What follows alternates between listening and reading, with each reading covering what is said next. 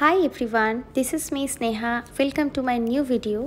তো রিসেন্টলি কিছুদিন আগেই আমরা গিয়েছিলাম কলকাতা একটা কাজে। তো ইউজুয়ালি আমরা কলকাতাতে কোনো কাজে গেলে বা কোনো শপিংয়ে গেলে সেই দিনই আমরা ব্যাক করে যাই বাড়ি।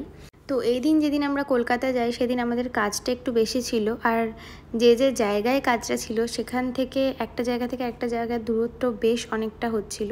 তো আমরা ডিসাইড করি আমরা সেখানে নাইট স্টে করব একদিন, যার ফলে যে কাজগুলো নিয়ে আমরা গেছি সেগুলো সবটাই আমরা কমপ্লিট করতে পারি। তো আমরা ঠিক করেছিলাম আমরা স্টে করব রাজকুঠিরে, কারণ আমাদের অনেক দিনের ইচ্ছে ছিল এই রাজকুঠিরে স্টে করা, কিন্তু সেভাবে অযথা বর্ধমান থেকে কলকাতা গিয়ে শুধুমাত্র ইচ্ছের বশে স্টে করাটা তো সম্ভব নয়। তো যেহেতু সেই রকম কোনো কাজ পড়ে যায়, তাই আমরা ঠিক করি যে আমরা রাজকুঠিরে একটা নাইট স্টে করব। তো আমাদের ইচ্ছেটাও পূরণ হয়ে যাবে আর আমাদের কাজটাও কমপ্লিট হয়ে যাবে। তো ওখানে প্রথমে গিয়েই আমরা একটা দারুণ ওয়ার্ম ওয়েলকাম পাই, একদম বেঙ্গলি ট্রেডিশন ওয়াইজ যেমন বরণ করে বাড়িতে ঢোকানো হয় সেই রকম। তারপরেই আমাদের একটা ওয়েলকাম ড্রিঙ্কস দেওয়া হয়। তারপর সেখানে আমরা ডিরেক্ট লাঞ্চ করতে যাই, কারণ আমরা পৌঁছাতেই আমাদের অনেকটা দুপুর হয়ে গেছিলো, লাঞ্চের টাইম হয়ে গেছিলো। তো তোমরা তো দেখলে লাঞ্চের জায়গাটা।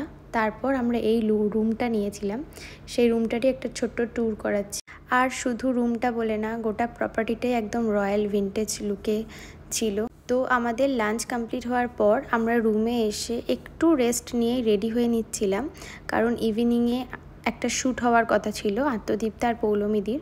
ওদের একটা ছোট্ট মতো প্রি ওয়েডিং শ্যুট করার কথা ছিল, যেটা অভি ওর ক্যামেরাতে করছিল, আলাদা করে কোনো প্রফেশনাল ফটোগ্রাফারের সাথে নয়, নিজেদের মতোই নিজেরা শ্যুট করতে চেয়েছিলাম। তো সেটারই জন্যই আমরা রেডি হয়ে শ্যুটটা করে ওখানকার প্রপার্টিটা একটু ঘুরে দেখছিলাম।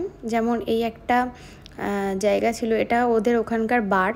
যখন আমরা ফটোশ্যুট করছিলাম আর ইভিনিংয়ে এই জায়গার লাইটটা জ্বলে উঠলো, তখন থেকে আমাদের ইচ্ছে করছিল যে কখন সব কিছু শেষ হবে আর আমরা এই জায়গাটা ভিজিট করতে পারবো।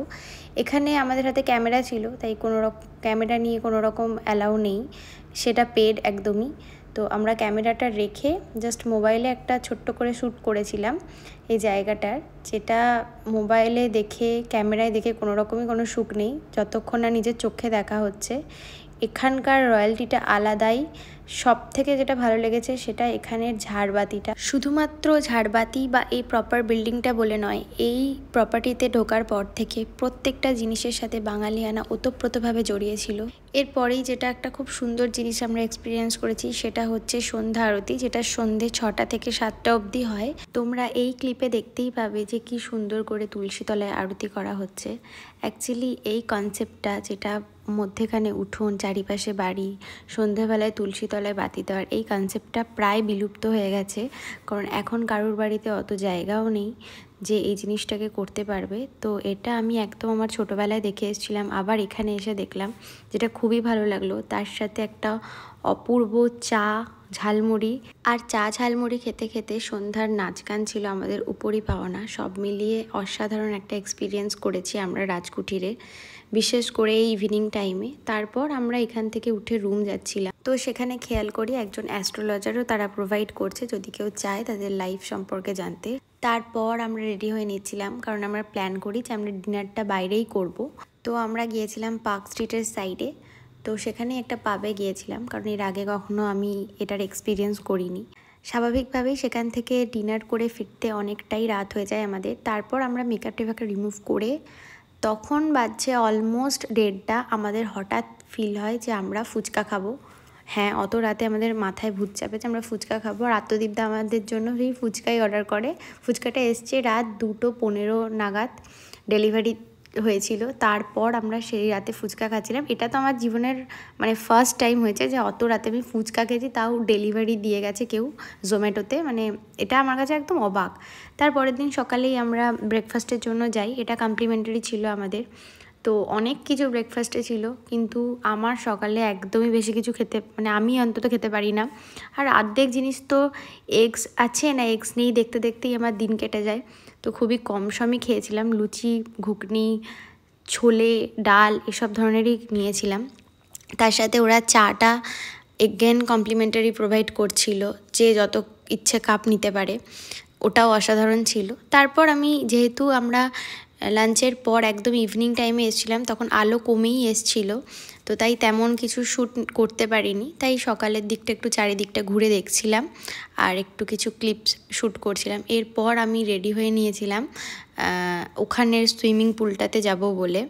আমরা এরকম কোনো প্রপার্টিতে যদি থেকেছি যেখানে সুইমিং পুল আছে, আমি তো অবশ্যই গেছি। আর এই সুইমিং পুলটা তো আলাদাই ছিল, এখানে না গেলে তো মানে অনেক বড় মিস হয়ে যেত।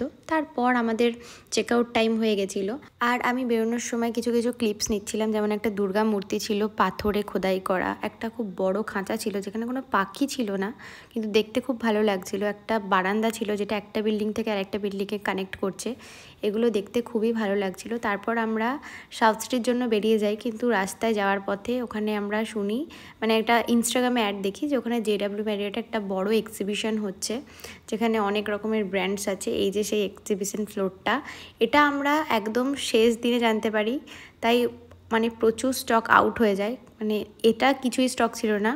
তো সেখানে একটু যাই, ঘুরি।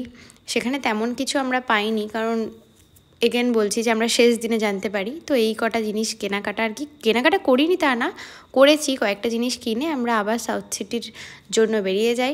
সাউথ সিটিতে পৌঁছাতে আমাদের অলমোস্ট বেজে যায় 3:30। লাঞ্চ করে বেরোতে 5টা, আমরা ওখানেই লাঞ্চ করেছিলাম। আর পুজোর জন্য প্রচণ্ড ভিড় ছিল। তারপর আর কি আমাদের কাজ ছেড়ে বাড়ি ফেরার পালা। তোমাদের সাথে দেখা হবে আবার অন্য কোনো ভিডিওতে, ততক্ষণের জন্য টাটা।